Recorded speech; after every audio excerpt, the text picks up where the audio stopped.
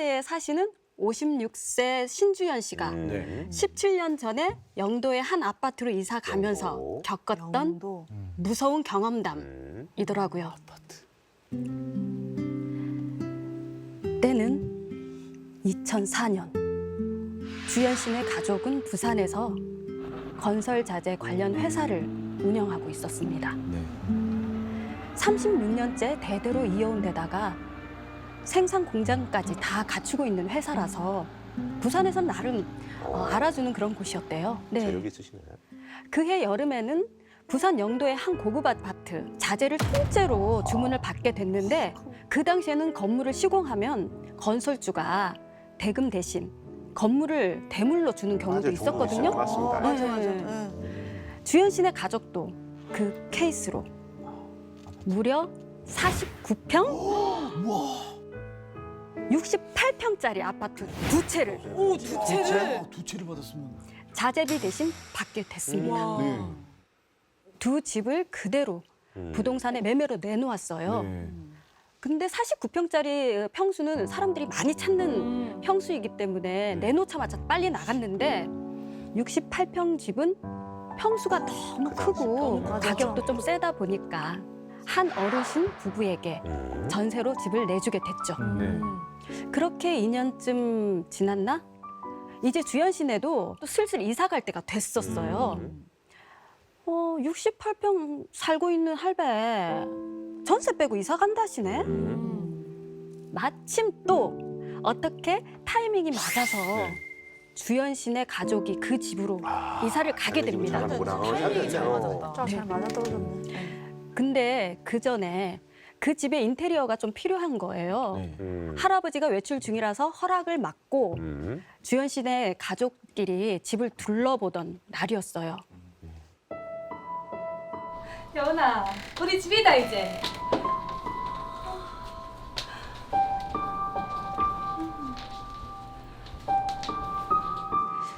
그 집이 좀 이상한 거예요. 여기가 원래 해가 잘 도는 남양집인데 그리고 바로 앞에 바다가 보이는 오션뷰였거든요. 좋은 집. 네, 참 좋은 아파트인데 근데 볕이 거의 안 들고 집이 너무 어두워서 왜? 뭔가 으스스한 느낌마저 드는 거예요. 남양인데 왜 그러지? 그리고 분명히 아직 사람이 살고 있는 집이잖아요. 할아버지가 계시잖아요. 근데 가구나 집이 거의 없었어요. 몇 달 전에 할매 돌아가셨다는 얘긴 들었는데 집이 너무 휑한 거 아이가? 이렇게 생각하던 주연 씨, 제일 작은 방을 살짝 열어보고선 깜짝 놀랐어요. 할아버지는 그 방에서 아무것도 없이 이부자리만 펴놓은 채로 살고 계신 거예요. 오, 좋은 집에서 왜? 이상하네. 저 넓은 안방 놔두고 와 작은 방에서 적하고 지내시지? 주연 씨는 이것저것 마음이 그냥 살짝 걸리긴 하죠. 그 상황이면. 그래도 그렇다고 사는데 뭐 지장이 그치. 있는 문제는 아니니까. 속전속결 이사를 진행하게 됩니다. 그리고 얼마 뒤 이삿날이었어요. 짐을 옮기고 있는데 안방 안에 웬 짐들이 가득 쌓여 있는 걸 보게 됩니다. 집을 안 집을 안 뺐어? 뺐네. 허허, 이거 할배지만 같은데? 이걸 나 다 두고 가시면 웃잖아. 이거 내보고 치우라는 얘기가. 아휴, 연락해서 드려야겠다는 생각에 주연 씨는 일단 짐들을 안방 구석에 들여놨어요. 그리고 너무 피곤해서 일찍 잠자리에 든 그날 밤. 쿵쿵쿵쿵.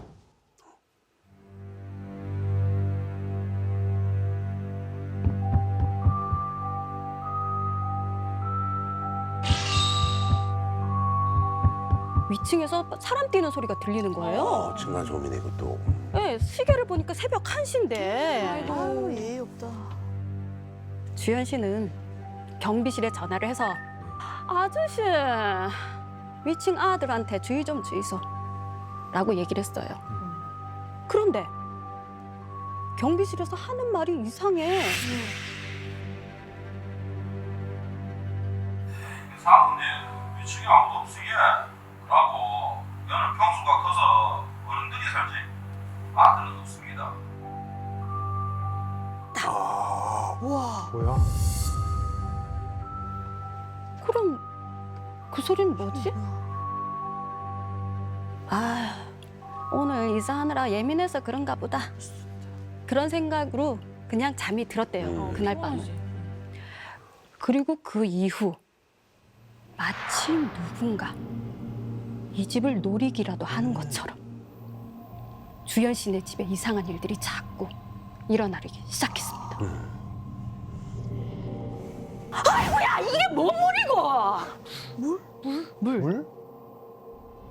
가족끼리 며칠 여행을 다녀온 사이에 냉장고에서 물이 흘러나와서 온 집안 바닥이 흥건하게 젖어버려 있는 거예요. 또 하루는 아무 이유 없이 새 보일러가 터져서 아이고. 집에 물이 줄줄. 또 한 번은 잠가놓은 창문을 누가 열었는지 그 사이로 비가 막 새어 들어오는 겁니다. 얘기하고 짜증나는 일들이 많이 생기네요. 오. 잤다 이런 얘기. 그리고 이 집이 심상치 않다는 것을 쐐기를 박는 결정적인 일이 생깁니다. 밤에 잠에서 깬 주연 씨가 네. 목이 말라서 거실로 잠깐 나왔는데 딸이 불이 다 꺼진 거실 소파에서 혼자 고개를 푹 숙이고 앉아 있는 거예요. 딸이 왜 그러고 있어?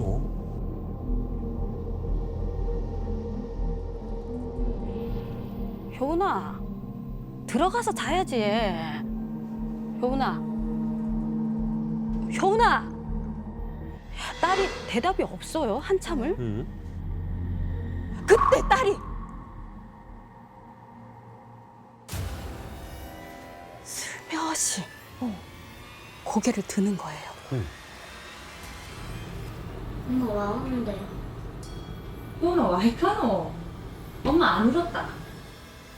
뭘 울어? 안 울었잖아.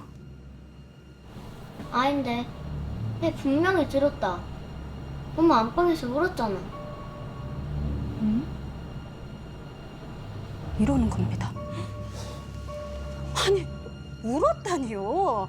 아니, 주연 씨는 분명 자고 있었는데 이런 상황에 주연 씨는 뭔가 오싹한 느낌이 들었지만 일단 딸을 재우고 나온 주연 씨는 슬슬 이 집에 대한 불안감이 들기 시작했습니다. 샤워하는 내내 마음이 가라앉지 않아 몇 번을 두리번 거릴 수밖에 없었어요. 그리고 샤워를 끝낸 후 욕실 문 밖을 나서려는 그때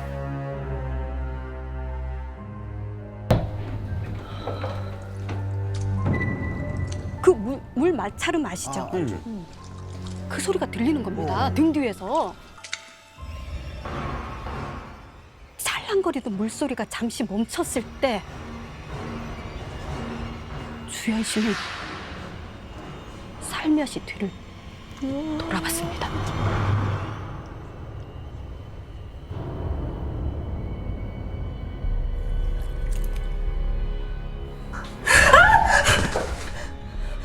뒤를 돌아본 그곳에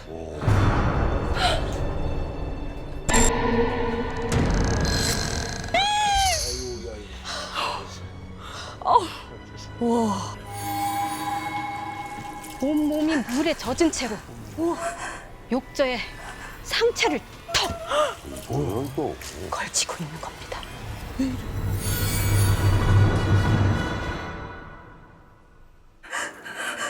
그리고는 그 여자는 욕조 밖으로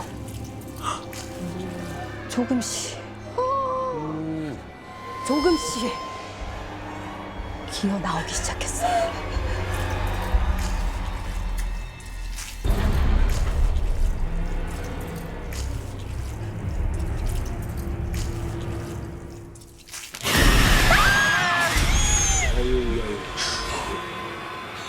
씨를 덮치려는 그 순간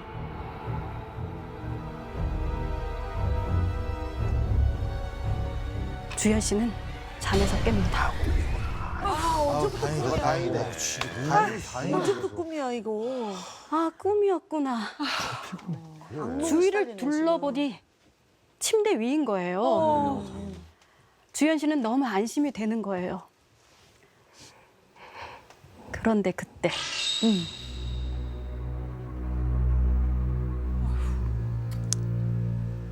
주현 씨 얼굴 위로 얼굴 위로? 차가운 물이 뚝 떨어지는 근데 거예요. 왜 그래? 누워있는데.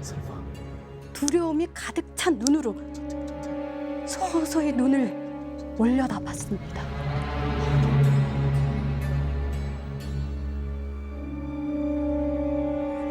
그 위에는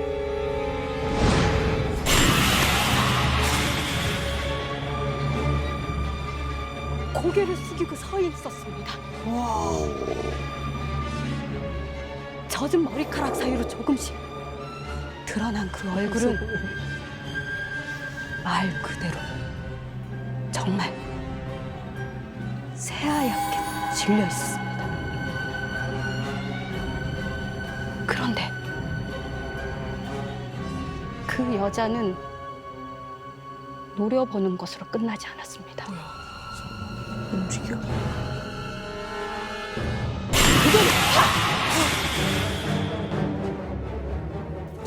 주현 씨를 온몸으로 덮쳐버립니다.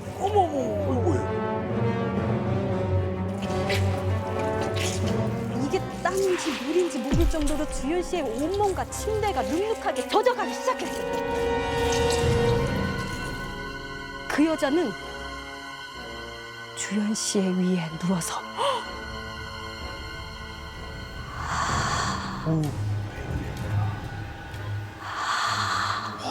진짜 무섭다. 귀에 대고 무거운 숨을 내뱉었어요. 어떻게든 몸을 움직여 보려고 바득바득 꿈틀거리는데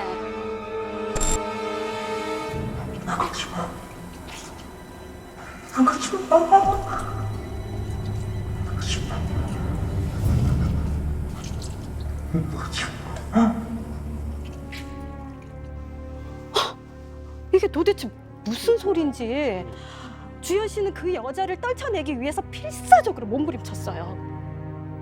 죽을 힘을 다해 벗어나려는 간절함 덕분인지 다행히 조금씩 주현 씨의 손발이 움직이기 시작했습니다. 불렸구나, 불렸어, 조금씩. 눈물 범벅, 땀 범벅이 다 된 채로 거실에서 도망 나간 주현 씨. 안방 쪽으로 뒤돌아 봤을 땐 그 여자는 없었습니다.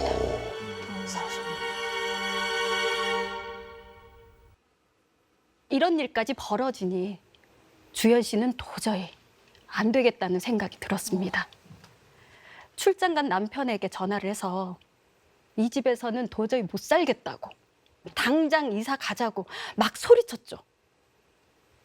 남편은 자초지종 설명을 다 듣고는 그날 밤 집에 누군가를 데리고 왔습니다.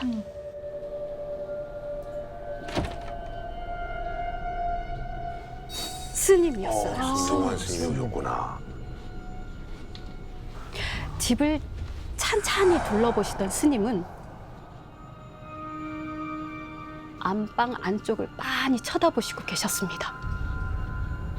안방 침대에 웬 여자가 앉아있네요.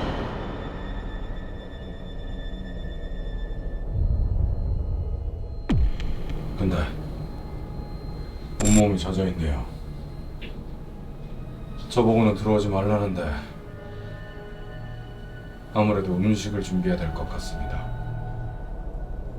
그쪽 손으로 직접 준비해야 할 겁니다. 주현 씨는 그 말을 듣고 안방에 상을 차린 후에 급한 대로 있는 과일과 간단한 음식을 해서 올렸어요. 스님은 불 피운 향을 손에 쥐고 꼭 불경을 외우는 것처럼 안방을 거니르셨죠. 알아들을 수 없는 말로 한참을 웅얼웅얼 하셨습니다. 안 가려고 하네. 안 나가려고 해. 스님의 이마에서는 땀이 줄줄줄 흐르기 시작했어요. 주현 씨는 겁이 난 나머지 문 뒤에 숨어 안방 쪽을 지켜보고 있었어요. 그렇게 거의 4시간 가량 지났습니다.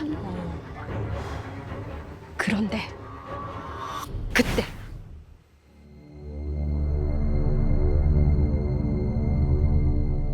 스님이 급히 안방문을 닫으셨어요. 방 안에서는 스님의 웅얼거림이 멈췄습니다. 그리고 스님이 땀을 뻘뻘 흘린 채로 안방문을 열고 나오시더니 주현 씨에게 웬 부적을 내어주셨습니다. 여기 담아놨으니까 이거 갖다 태우고 잘 가라고 보내주세요. 아, 여기 거기다 담은 거야? 오.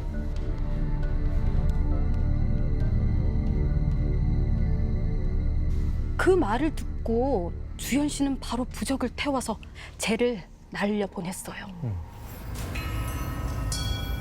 무슨 일인지는 모르겠지만도 그만 좋은 곳으로 가이소. 겨우 안정이 된 주현 씨는 문득 그 여자의 정체가 궁금해졌습니다. 저 스님, 그 여자는 누굽니까? 물어봐도 대답을 안 합니다. 안 간다고 자꾸 떼를 쓰는데 문 사이로 당신 얼굴을 쓱 보더니 믿고 가겠다고 하네요. 이 집을 자꾸 나가지 말라고 합니다. 대체 왜 나가지 말라는 건데요? 죄를 지내줬으니 복을 주려는 것 같은데 당분간 이사 가지 말고 이 집에서 지내는 게 어떠실런지.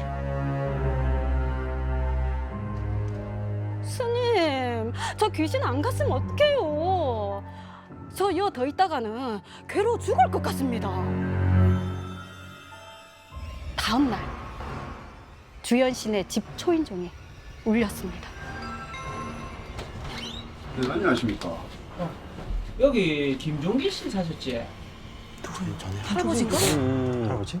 김종길 씨? 네. 아니 김종기 씨 따님이 이 앞 바닷가에서 시체로 떠올랐어요. 예?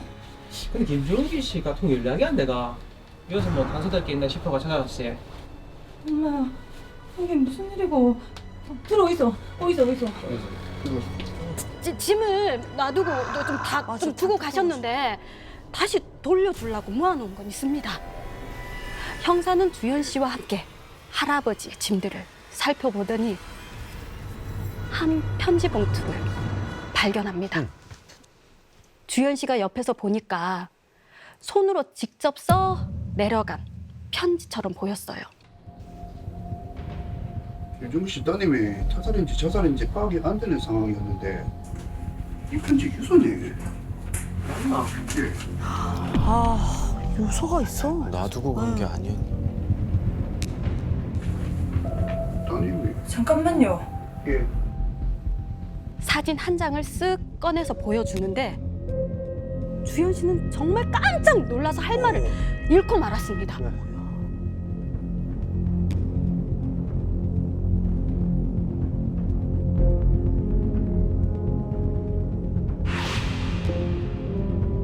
안방에서 봤던 그 여자분이었던 것입니다. 그물 뚝뚝. 오. 온몸이 젖어 있었던 아, 이유. 그래서 습했던 집이. 그 집에 물이 항상 가득했던 이유. 이 집에서 나가지 말라고 했던 이유가 이 편지 때문이었나? 오만 생각이 다 들었어요. 주현 씨는 그 집에 도저히 살 수가 없었어요. 그치. 네, 당장 이사를 떠났습니다. 하지만 그 이후로 더더욱 믿을 수 없는 일이 벌어졌어요. 그 집에서 나가자마자 멀쩡하던 회사가 부도가 나고 아이고 하지 말라. 얼마 안 돼서 시아버님마저 돌아가신 거예요. 아이고 이 뭐야. 아이고. 도대체 어떻게 이런 일들이 일어난 걸까요? 편지를 늦게 전달한 까닭일까요? 아니면 나가지 말라는 그 여자의 성의를 무시하고 나온 탓일까요?